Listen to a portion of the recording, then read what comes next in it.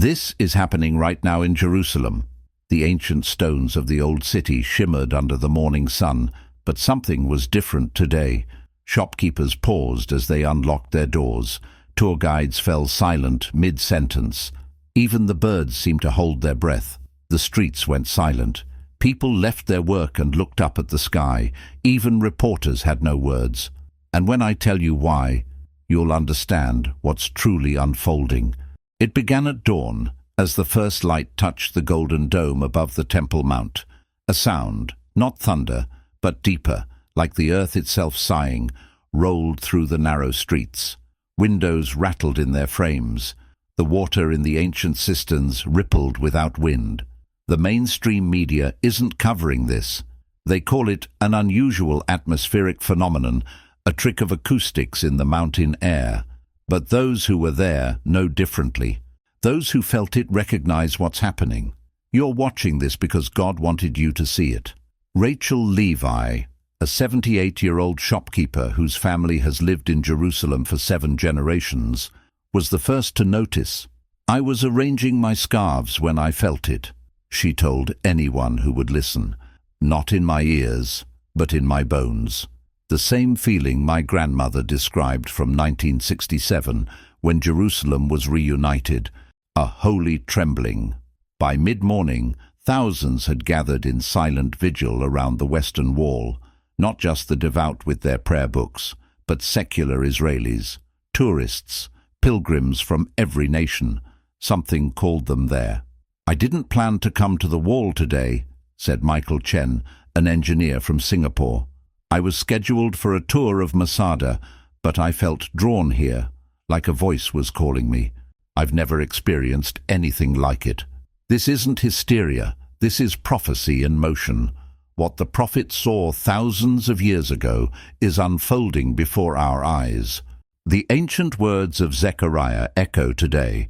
Many peoples and powerful nations will come to Jerusalem to seek the Lord Almighty and to entreat him. And as Jesus himself foretold, Jerusalem will be trampled on by the Gentiles until the times of the Gentiles are fulfilled. My friend, can you feel this in your spirit? Do you realize we are witnessing what generations only dreamed of? The veil between heaven and earth is getting thinner. The same soil where prophets walked, the same streets that heard the Messiah's footsteps, they're awakening to their final purpose. As the sun set that first evening, something else appeared, a thin column of light, visible only to those who were watching, stretching from the Temple Mount into the darkening sky. Not bright enough to photograph, not constant enough to film, but unmistakable to those with eyes to see. What happened today stopped a city, but what's coming will stop the entire world. In the next chapter, we'll witness how ancient enemies found themselves working together towards something none of them fully understand. Until then, stay ready, stay faithful, Maranatha. Today, something impossible appeared over the Temple Mount. While Jerusalem slept, a team of archaeologists made a discovery that has shaken the foundations of history itself. In a previously unexplored chamber beneath the Western Wall, sealed for perhaps 2,000 years, they found what no one expected to find. The streets of Jerusalem are buzzing with whispers. Religious leaders have been called into emergency meetings. Government officials are strangely silent. They don't want you to see what's really happening. But the truth can't stay hidden forever. Dr. Sarah Abramovich, lead archaeologist at Hebrew University, was conducting a routine survey using new ground-penetrating radar technology when her equipment detected an anomaly, a void where no void should be. "We expected perhaps to find another ritual bath or storage area," she explained.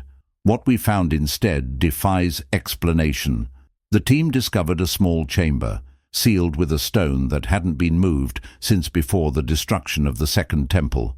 Inside, perfectly preserved in clay jars, similar to those that protected the Dead Sea Scrolls, they found documents written in an ancient form of Hebrew. But these weren't ordinary scrolls. Something in your spirit recognizes this moment as different. The ancient stones of the old city seemed to hold their breath as the first translations emerged. The scrolls contained detailed architectural plans, precise measurements, materials, ceremonial implements for the third temple. Dating techniques confirmed what seemed impossible. These plans predated the destruction of the second temple by decades. "It's as if they knew," whispered Rabbi Eliezer ben David, one of the first scholars allowed to examine the find, or as if they were preparing for a future they couldn't possibly have known was coming. Most remarkable was a passage that, when translated, read, "When the nations gather and the ancient enemies speak as one, when the children return from the four corners, then shall the cornerstone be laid in plain sight, though many will not see." This isn't coincidence. This is prophecy in motion.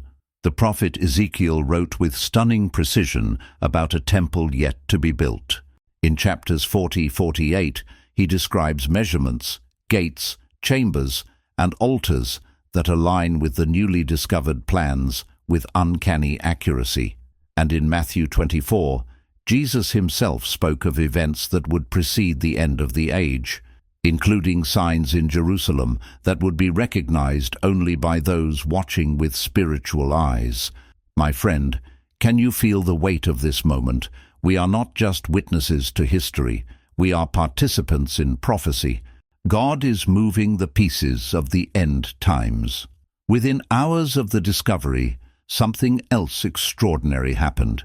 Representatives from Jordan, Saudi Arabia, and other Arab nations privately reached out to Israeli authorities with an unprecedented message. They would not oppose archaeological work related to the scrolls. Some even offered assistance. "I've worked in Middle Eastern politics for 30 years, said one senior diplomat who requested anonymity. "I've never seen anything like this. It's as if an invisible hand is removing obstacles that have stood firm for centuries." As night fell over Jerusalem for the second day, pilgrims reported seeing the same column of light, now brighter, still emanating from the Temple Mount, and this time others saw it too. What happened today united ancient enemies, but what's coming will unite the world in ways we cannot imagine.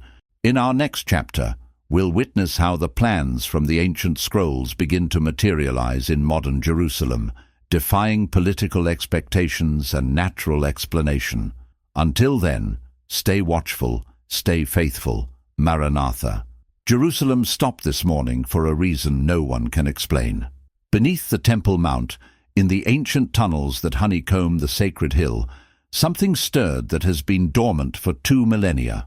As the first light touched the golden dome, witnesses report that water began to seep from the ancient stones, not the damp moisture of underground springs, but clear, sweet water flowing with purpose and direction. Crowds gathered in silent awe.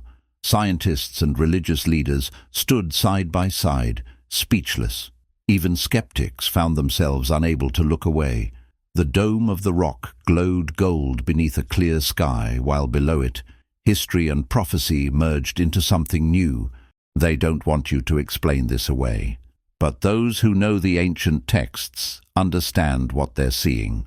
The water emerged precisely where the newly discovered temple plans indicated the altar would stand. By midday, it had formed a small stream flowing eastward, exactly as described in Ezekiel's vision. Water flowed from under the threshold of the temple toward the east. "I've studied Jerusalem's hydrology for 20 years, said Dr. Farid Nassar, a geologist from Al-Quds University. "There is no natural explanation for this. The water is testing clean, purer than any spring in the region, and it's flowing uphill in some places, defying gravity itself. This isn't scientific anomaly. This is prophecy in motion.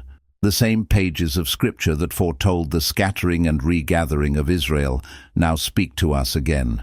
Ezekiel 47 describes waters flowing from the temple, bringing life wherever they go. Fruit trees of all kinds will grow on both banks of the river. Their fruit will serve for food, and their leaves for healing." And in Zechariah 14 we read, On that day, living water will flow out from Jerusalem, half of it east to the Dead Sea, and half of it west to the Mediterranean Sea, in summer and in winter.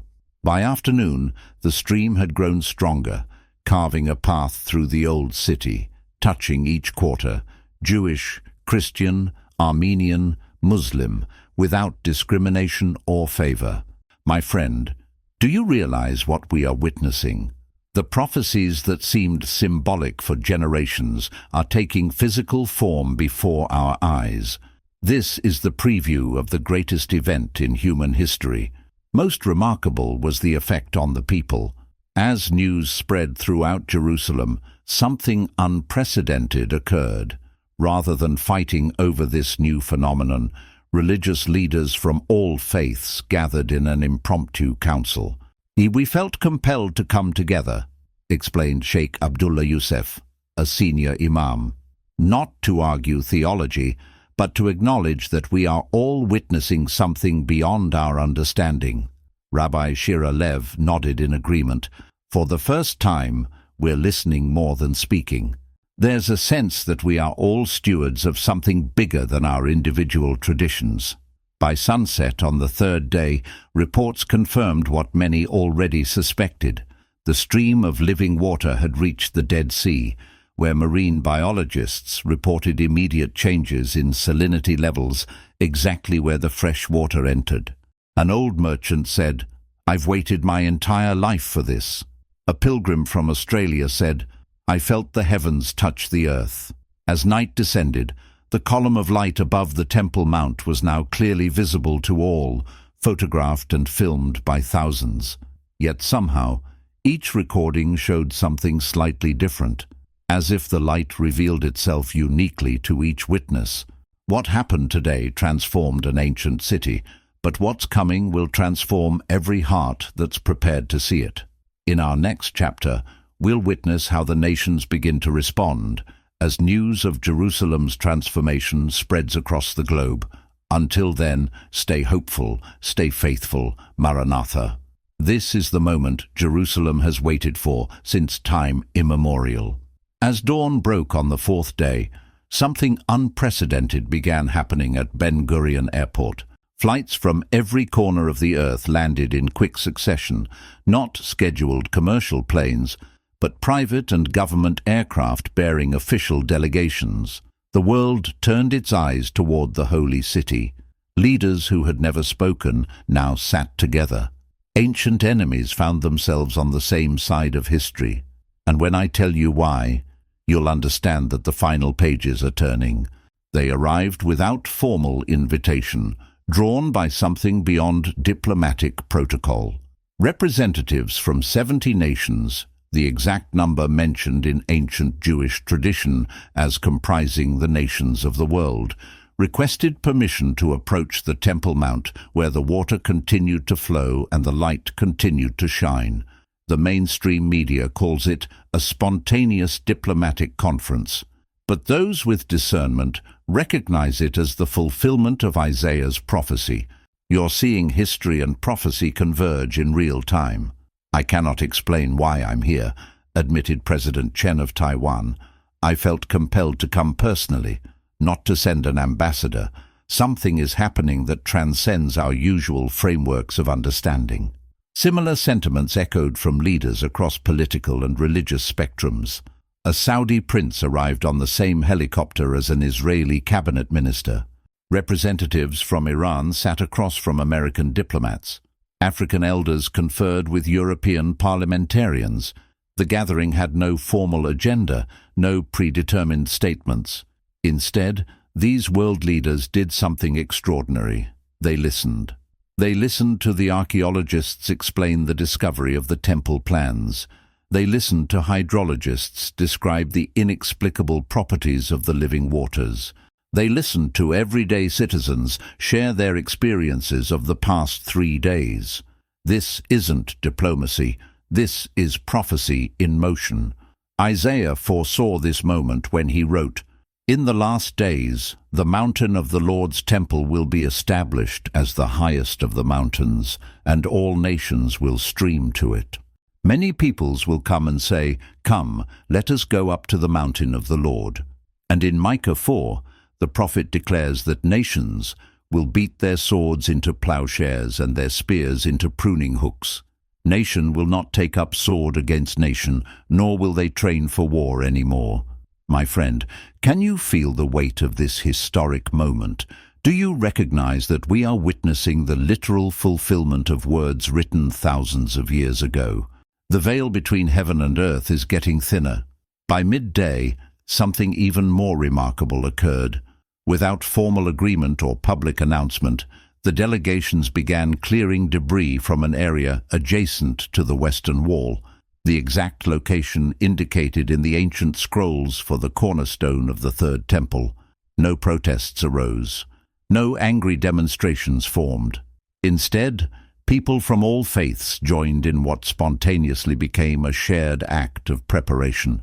"I'm a secular Muslim," said Fatima Karim, an engineer from Jordan who found herself helping. "I don't have a theological framework for what's happening, but I feel it's right to be part of this. It's as if we're remembering how to work together as human beings, not just as members of our separate groups." As the sun began to set on the fourth day, the 70 delegations gathered in a circle around the cleared space. The light above the Temple Mount expanded, forming a canopy that seemed to embrace them all. A pilgrim from Brazil said, "It feels like creation itself is holding its breath." An Orthodox priest said, "The air is thick with holy expectation." What happened today united nations, but what's coming will unite dimensions. In our final chapter, we'll witness the cornerstone's revelation and the response that echoes beyond our world. Until then, stay awake, stay faithful, Maranatha. This is the day that rewrites everything we thought we knew. As the morning sun touched Jerusalem on the fifth day, the 70 delegations returned to the cleared space near the Western Wall. They came not with the pomp of official state visits, but with the humility of pilgrims. Each leader carried a small stone from their native land, a spontaneous offering that no protocol had suggested. The city stood still in reverent anticipation. Millions around the world watched through live streams. Heaven itself seemed to lean closer to earth, and what happened next will forever change how we understand prophecy, time, and divine purpose. The living waters that had flowed for 4 days suddenly paused, as if gathering strength. The light above the Temple Mount intensified, visible now even in daylight. And then, as the leaders placed their stones in a circle around the cleared space, the ground beneath them trembled, not violently, but like a gentle awakening. They don't want you to dismiss this as coincidence, but the alignment of events speaks with unmistakable clarity. You're witnessing the fulfillment of what seers and prophets glimpsed only in part. From beneath the earth, a massive stone began to rise, not forced upward by machinery or human effort, but emerging as naturally as a seed pushes through soil. Perfectly cubic, approximately 1 meter on each side, the stone was unlike any in Jerusalem's ancient walls. It reflected light in ways that defied normal physics, seeming to glow from within. Archaeologists immediately recognized it as the type of cornerstone described in both the ancient scrolls and biblical prophecies, a stone prepared but never used in the Second Temple's construction. "It bears markings consistent with royal Herodian masonry," explained Dr. Yael Berger, trembling visibly as she examined it. "But its composition, we have no record of this type of stone in any ancient quarry. It's as if it was preserved specifically for this moment." Most remarkable was what happened when the cornerstone fully emerged. The stones brought by the world leaders began to move, not dramatically but unmistakably, arranging themselves in a perfect circle around the cornerstone. No human hand guided them, no technology controlled them. They simply responded to the presence of the cornerstone, as iron filings respond to a magnet. This isn't architectural curiosity, this is prophecy in motion. The psalmist wrote, "The stone the builders rejected has become the cornerstone. The Lord has done this, and it is marvelous in our eyes." And Peter echoed this, writing, "See, I lay a stone in Zion, a chosen and precious cornerstone, and the one who trusts in him will never be put to shame." My friend, can you grasp the magnificence of this unfolding revelation? We are not just observers of prophecy, we are participants in the greatest story ever told. God is moving the final pieces into place. As the cornerstone settled into position, something shifted in the atmosphere itself. People reported feeling a profound peace unlike anything they had experienced. Not the absence of conflict, but the presence of something greater that made conflict seem irrelevant. Leaders who had arrived representing nations found themselves representing humanity instead. Doctrinal differences that had divided religions for centuries suddenly appeared as different facets of a larger truth rather than contradictions. An imam from Egypt said, "I feel like I've been reading only one chapter of a book, and suddenly I can see how it connects to all the others." A cardinal from Rome nodded. "It's as if we've been given new eyes to see what was always there." By midday, architects and engineers had gathered around the cornerstone, comparing its dimensions to those specified in the ancient scrolls. They matched perfectly, not approximately, but precisely to the millimeter. And when they overlaid these measurements with the prophetic descriptions from Ezekiel, another layer of meaning emerged. "The mathematical relationships embedded in these dimensions," whispered one mathematician, "they reflect patterns we've only recently discovered in quantum physics. It's as if this cornerstone was designed with knowledge thousands of years ahead of its time." As the sun began to set on the fifth day, the living waters resumed their flow, now emerging from beneath the cornerstone itself, splitting exactly as Zechariah had foretold, half flowing east toward the Dead Sea, half west toward the Mediterranean.